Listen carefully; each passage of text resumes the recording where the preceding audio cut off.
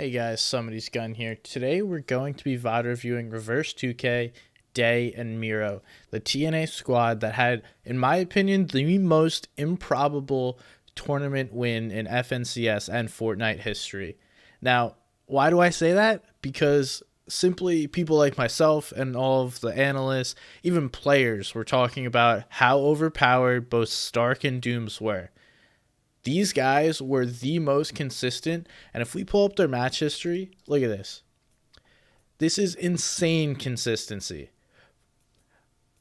Basically top 10 every game besides 2 out of 12 matches, and these guys were incredibly consistent, popping off multiple times. They didn't win a match, but it doesn't matter. You don't have to win tournaments by winning matches.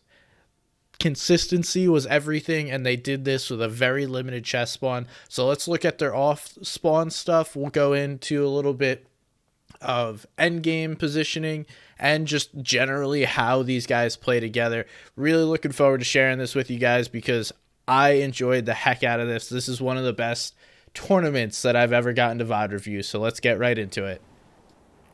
This trio landed on the far west side of the map. They took a split from the castle all the way down to the H house.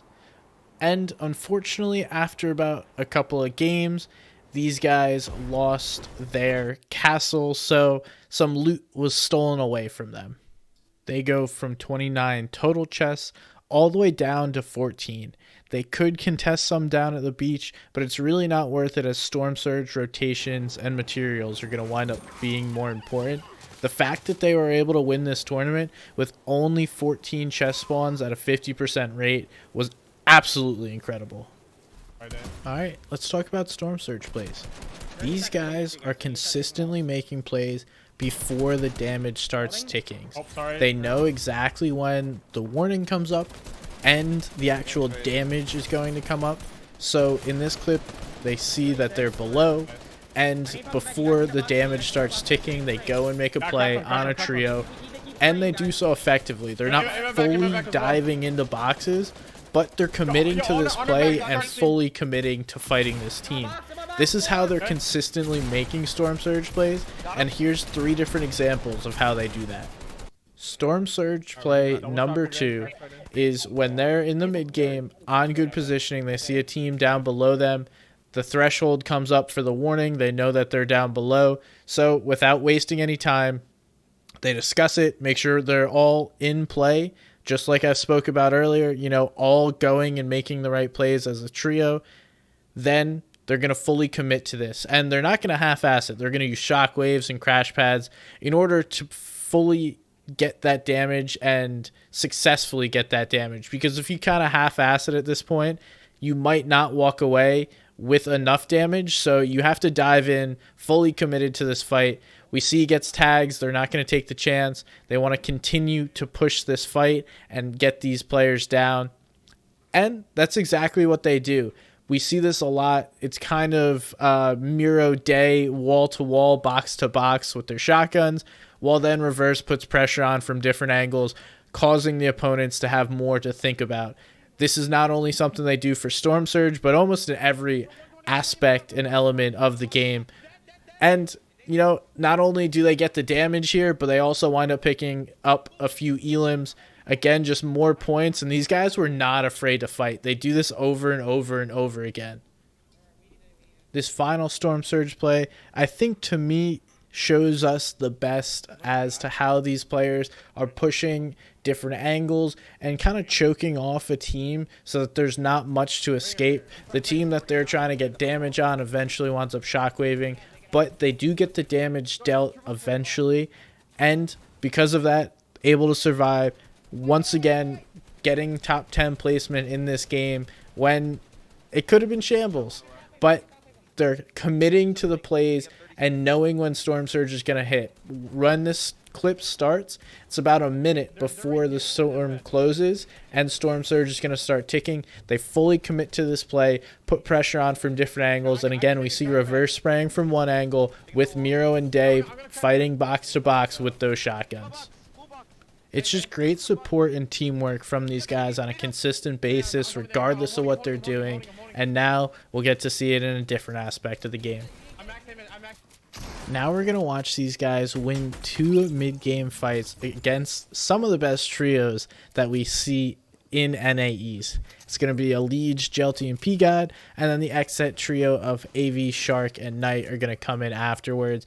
Day gets dropped down after they take down one, I believe it's P-God, and then they bait the res on the reboot van, go ahead, wipe Jelty and a Liege clean, get Day back up, and then are able to give him some minis and a pump in order to fight the X-Set trio that comes quickly after. They have no business winning this fight. They should not have won this fight, but because Day and Mero are so good at fighting box to box and playing angles, plus then Reverse puts out a different angle like we talked about before, gets the high ground and then pressures these guys from a different side. It is so hard to win fights against this trio in particular because of their angles and consistency in fighting. I absolutely loved watching this fight, and just congrats to these guys because they should have been back in the lobby. Another trio comes in after this, funny enough, and tries to third party. One of the players gets knocked and they're able to reboot him later. But that's besides the point. We'll watch this from drone free and kind of see that step back perspective to show you guys just how well they played this fight. Before we get into these full end games, I just want you guys to take in and listen to what Reverse is telling his teammates. He's able to help them navigate through this end game and get them back together. So I'm going to shut up, let you guys listen. I don't know where you are. Day, you can shockwave out if you need. I'm out. I'm good. Yeah, Day, just heal. Day, just heal. You need pop chugs too. You can pop chugs on your own. Mero doesn't need them. If you get... Oh, Mero, you gotta play yourself, bro. I need a shock again. I might shock again. It's fine. Don't worry about Mero. Mero has knives. I'm trying to.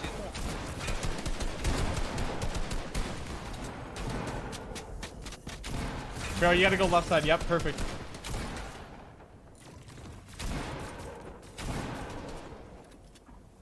Hey, look at me. Yeah, I'm coming down to you.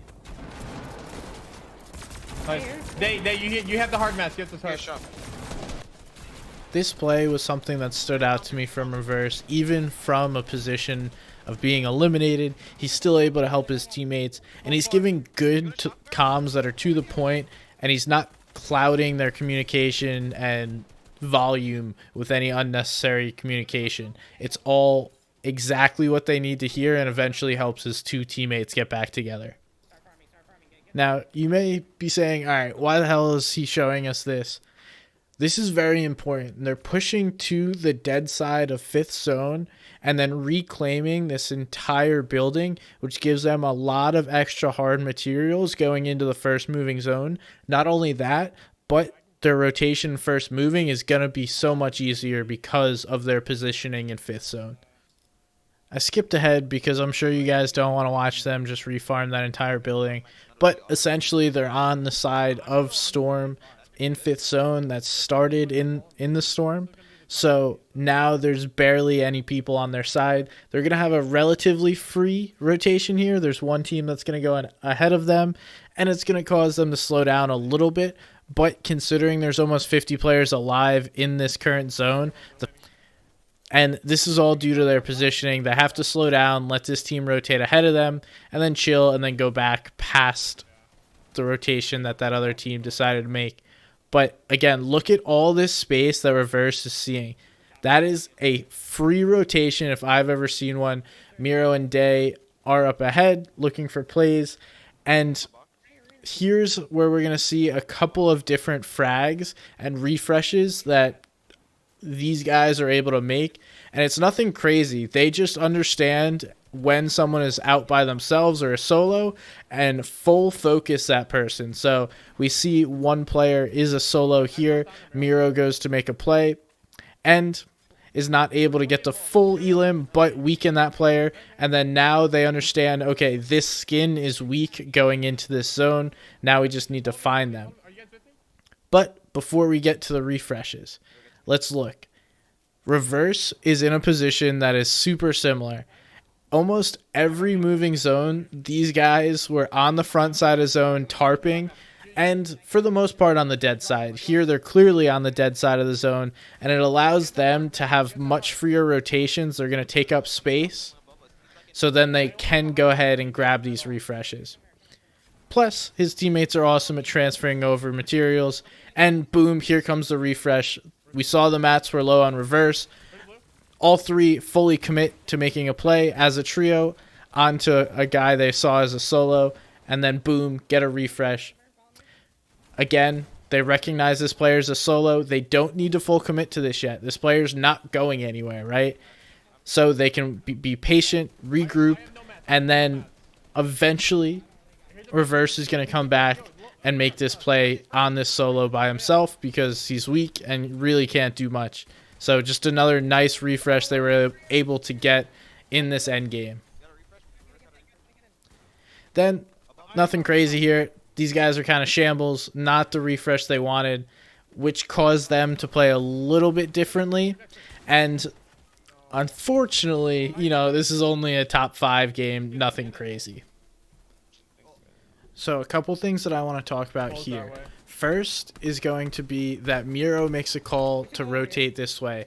And while Reverse is obviously the main IGL, both Mero and Deyy make calls throughout the tournament and whenever they play together. And the reason why it works is if someone makes a call, the entire team respects that decision and that call and all go for it 100%. This is why they are so successful, because no matter what, they have each other's back and respect each other's decision making, plus the plays they make. They know they're a really good trio, and that camaraderie, that chemistry built between them is just next level. Then we see another thing that we talked about last game, Reverse staying on the front side of zone, claiming that space, and then when they don't have every single build, he's going to go ahead, make sure they get through quickly, so that way these guys aren't getting dropped down accidentally, and he's getting his team to the best position possible, right? Another thing that is very underrated is the layer changes that happen. Reverse is making plays, not necessarily plays, but layer changes that are going to help his team rotate into the next zone much more easily and give him vision over the next possible rotate, right? So his teammates refresh him, then boom, we're chilling. You have two of the best controller players currently at the back looking for refreshes, and another cerebral play here by Reverse is to understand, hey, I literally just tarped this entire thing, zone goes back somewhat, we can just go back into our old builds. And it's not just the controller players that pop off. My guy Reverse is making plays here too. And this is the confidence that comes from playing with good teammates. They have your back no matter what happens. And as we can see, they're all together right now, making a decision to run ultimate low, play on that low ground, and give themselves the ability to not win this game, but a chance to at least place top 5. We'll talk about how you can give yourself a chance to win games, and another play as a trio, fully committing, making plays. So we hear the comms coming out by Reverse. He's rotating low ground, being able to keep his team together while moving through this chaos. And then Deyy makes a good call to go up and around, taking some storm damage. Not something you see at lower levels a lot, but the pros actually do use that a good bit, especially when you have a bandage cannon, to go ahead and take a tick or two to get better positioning or rotate around a team. So we see these guys doing this, and once again, Reverse always staying on front side of zone, looking for plays, looking to get his team through the end of this game. And honestly, just having all 3 players remaining at this point in the game is the best piece that you could do, right? It's more damage output, it's more health that you have, so just simply being alive is super important. and these guys do it almost every game. Occasionally, Mero and Deyy will clutch up if Reverse goes down, but again, we saw Reverse has the ability to communicate with them while he's down and guide them through these end games. So we see that happen here. Reverse goes down, and Deyy and Mero pick up a couple more elims. This is a little bit of a pop-off game here, but you know, you got to be careful. There's people chilling in this storm too. So great game here by them. I hope you guys learned something from that. I definitely did. There's a lot to take away, and just honestly, a quick round of applause to these guys. It was phenomenal that they were even able to compete in this tournament given their surroundings. And if anyone ever says, hey, you know, I have shitty loot, I can't win, or there's an overpowered POI, this is proof that you can do it without that POI. So I hope you guys are learning something from this video. I hope it was helpful, and make sure you go check these guys out. I have their Twitters down below, Mero Deyy, Reverse2k. If you don't already, go shoot them a follow. They're going to be doing big things. And, you know, we should be having a interview here with Mero, so get a little bit from inside this trio, what was going through their minds, what's next for these guys, and just how they were able to complete one of the most improbable, if not the most improbable victories in any FNCS or any Fortnite tournament thus far. My name is Somebody's Gun. Thank you guys for watching. If you enjoyed the video, go ahead, click that subscribe button down below. Give me a like, and thank you again for watching. I'll see you guys next time.